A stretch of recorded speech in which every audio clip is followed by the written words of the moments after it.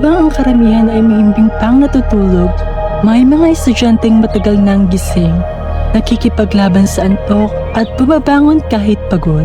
Sa bawat tunog ng alarm clock, nagsisimula ang sakripisyo, paghahanda sa sarili, pagbitbit ng mga pangarap at pagharap sa mga responsibilidad na hindi nakikita ng iba.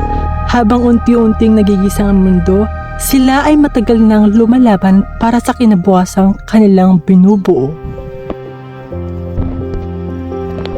Sa loob ng Kingsville School of Liberal Arts, may mga estudyanteng tahimik na lumalaban, mga pusong hindi sumusuko sa gitna ng pagod, kakulangan sa tulog at bigat ng responsibilidad. Habang ang iba ay abala sa sariling mundo, sila ay patuloy na kumikilos, nagsisikap at umuasa na balang araw ang lahat ng sakripisyong ito ay magbubunga ng tagumpay.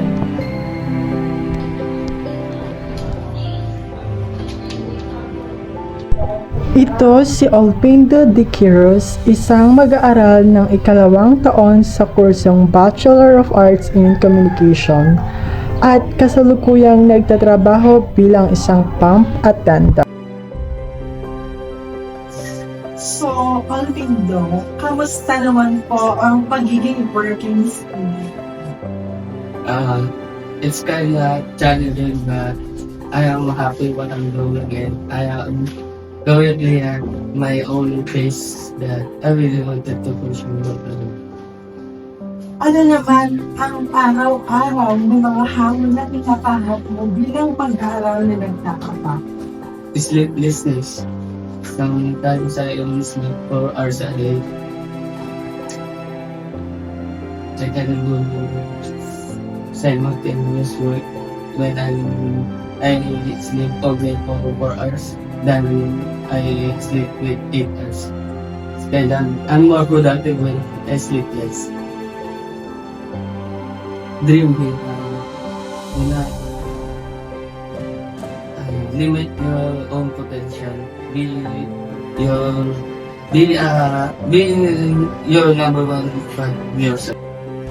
Ito naman si Leia Cerdanyola, isang mapagmahal na ina ng 2 anak na patuloy na nagsisikap na maitaguyod ang kanyang pamilya habang ipinagpapatuloy ang kanyang pag-aaral.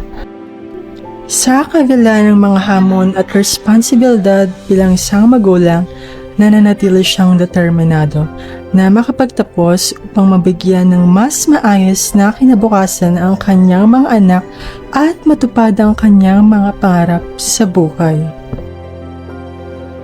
Kumusta naman po ang pagiging housewife? Mahirap pero fulfilling. Nanay sa aking maaga at estudyante na. Ano naman ang araw-araw na hamon na kinaharap mo bilang isang ina na nag-aaral sa gabi?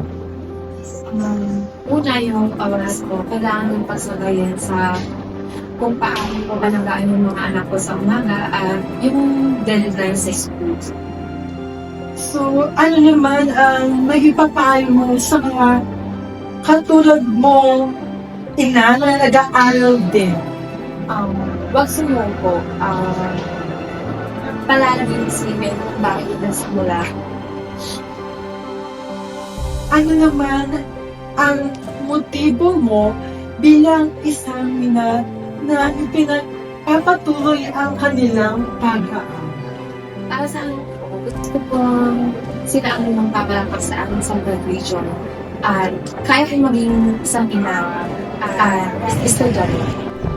Iba-iba man ang kwento, iisa ang laban, ang patuloy na pagbangon sa gitna ng pagod, ang tahimik na pagtitiis at ang matatag na paniniwala na may mas magandang bukas na naghihintay. Sa kabila ng magkakaibang pinagdadaanan, pinag-uugnay sila ng iisang layunin, ang makapagtapos, makatulong sa pamilya at matupad ang mga pangarap na matagal nang inaabot. Sa bawat araw na lumilipas, pinipili nilang magpatuloy. Hindi man madali pero laging may dahilan para lumaban. Para sa lahat ng working students, saludo kami sa inyo. Mabuhay ang mga working student! Pagod pero lumalaban.